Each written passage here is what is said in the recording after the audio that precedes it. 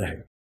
मैंने कुछ दिन पहले एक फिल्म में थोड़ा सा काम किया। उस फिल्म का नाम 12th फेल है, अभी आने वाली अगले महीने 27 अक्टूबर को आएगी वो फिल्म। उसमें मेरी भूमिका स्क्रिप्ट राइटिंग में ठीक ठाक थी और बाद में एक्टिंग भी मुझे करनी पड़ी। मेरा अपना ही रोल है, अपना ही कैरेक्टर है, छोटा सा है। ऐसा नहीं है कि मैं फिल्म का हीरो हूँ, छोटा सा रोल है। कहीं आप जाएं और आपको बड़ी निराशा हो, थोड़ा सा है। तो मैं स्क्रिप्ट राइटिंग कर रहा था। फिल्म हिंदी की है। विधु विनोद चोपड़ा उस फिल्म के डायरेक्टर हैं और प्रोड्यूसर भी हैं। तो उन्होंने मुझसे कहा कि स्क्रिप्ट हमने लिखी है लेकिन उस पर थोड़ा सा काम करने की ज़रूरत है। फिर तय हुआ कि हम फिर से स्क्रिप्टिंग करेंगे उस फिल्म की। तो करीब 70 सीनें, जिनमें से अनुमान से 20-25 मैंने खुद लिखी हैं। वो बड़ा मुश्किल काम होता है। मुझे लगता था कि 2-4 दिन का काम होगा, लेकिन वो 6 से 8 घंटे में एक सीन हो पाता था। तो 2-2 दिन में जाके एक सीन पूरा होता था। बड़ा मुश्किल काम था।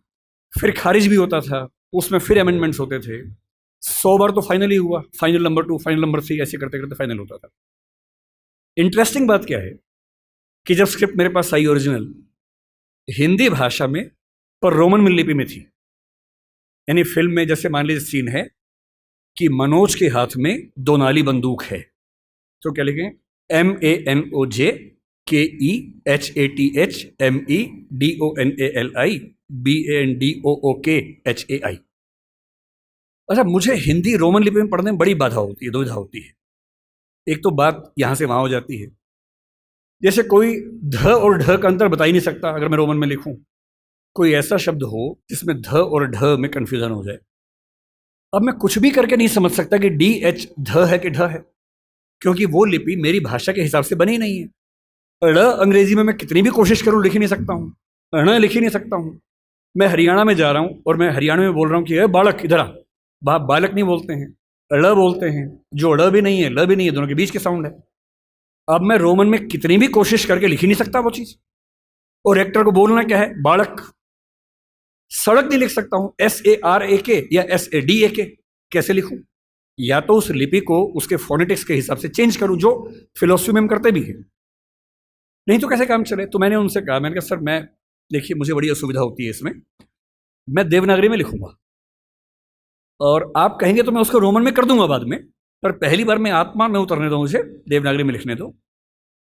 तो उनको आश्चर्य हुआ कि ऐसा भी होता है, क्योंकि उस इंडस्ट्री में आमतौर पर ऐसा नहीं होता है।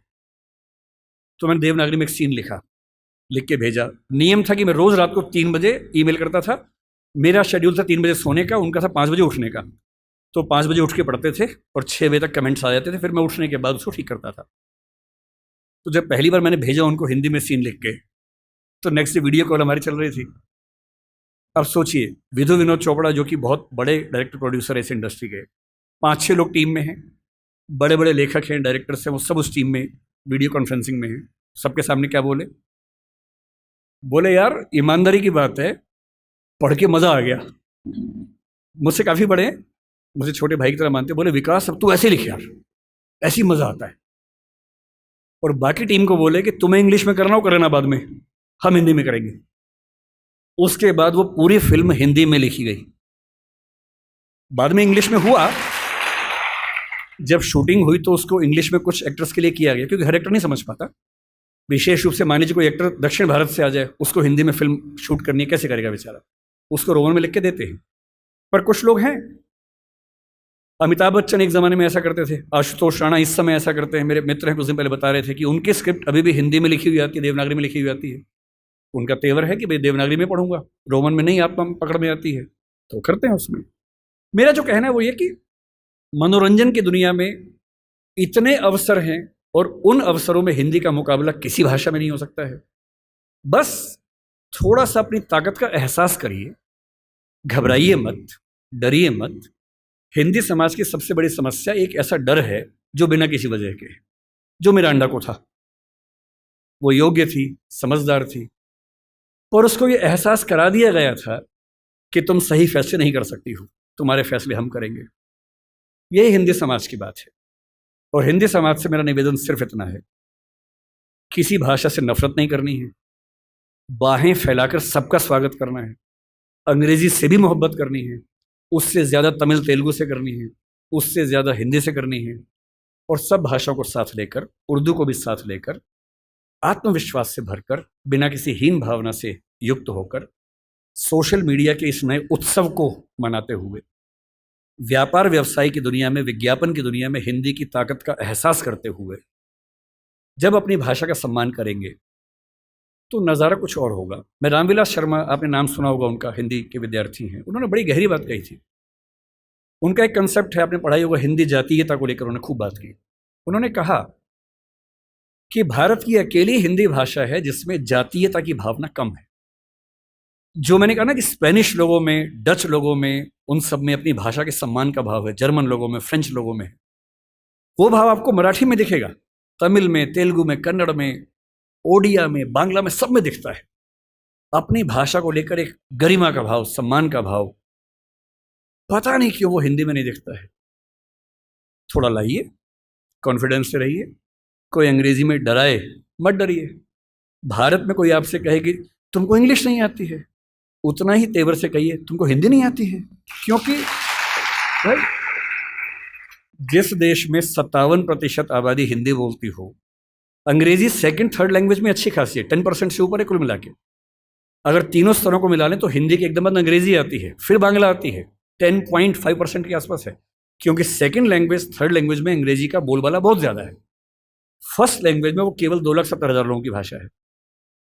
तो भी हिंदुस्तान में हिंदी नहीं आना और अंग्रेजी नहीं आना, अगर ये दोनों शर्मिंदगी की बातें हैं तो ज़्यादा शर्मिंदगी की बात कौन सी है? हिंदी ना आना।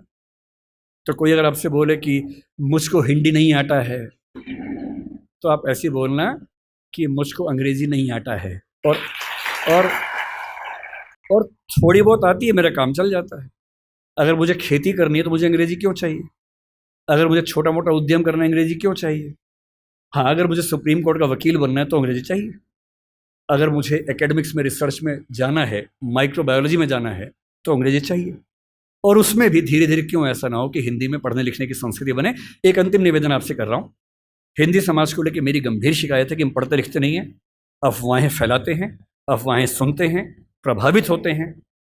थोड़ा पढ़िए, तथ्यों को देखिए, रिपोर्ट्स को पढ़िए, किसी भी मुद्दे पर जो तथ्य हैं उनको समझकर अपनी राय बनाइए, दिमाग की खिड़कियां खोलिए।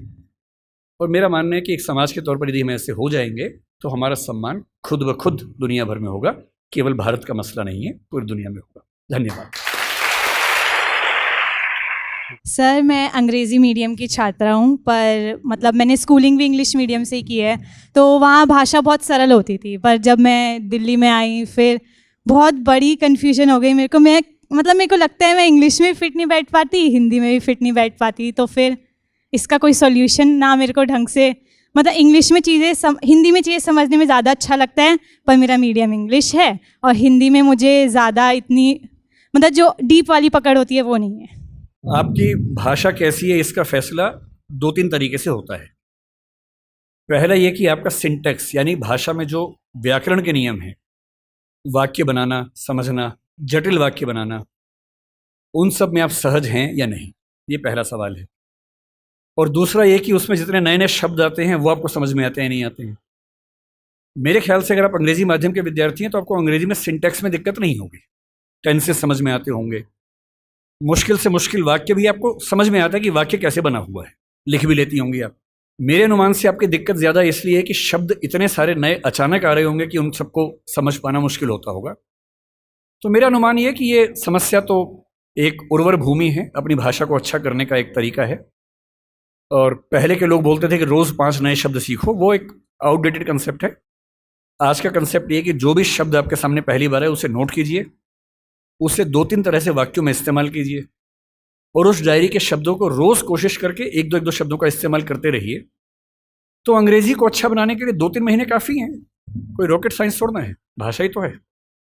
पहले मेरी समझ है कि कोई भी भाषा, चाइनीज़ को लेकर मैं थोड़ा पसोपेश में रहता हूँ, सामान्यतः कोई भी भाषा सीखने के लिए 3 से 6 महीने पर्याप्त होते हैं ठीक स्तर तक सीखने के लिए, चाहे वो अंग्रेजी हो चाहे वो हिंदी हो। तो अगर आपने अंग्रेजी में पढ़ाई अपनी की है, शुरू कर दी है, तो अंग्रेजी में पढ़ें और शब्द बढ़ाएं।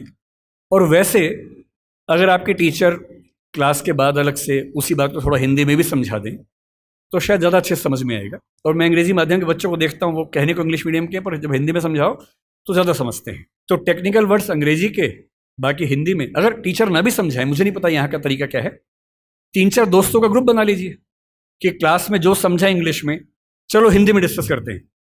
तकनीकी शब्द इंग्लिश के रखिए, उसमें भाषा हिंदी रखिए, तो समझ में आएगा ठीक से।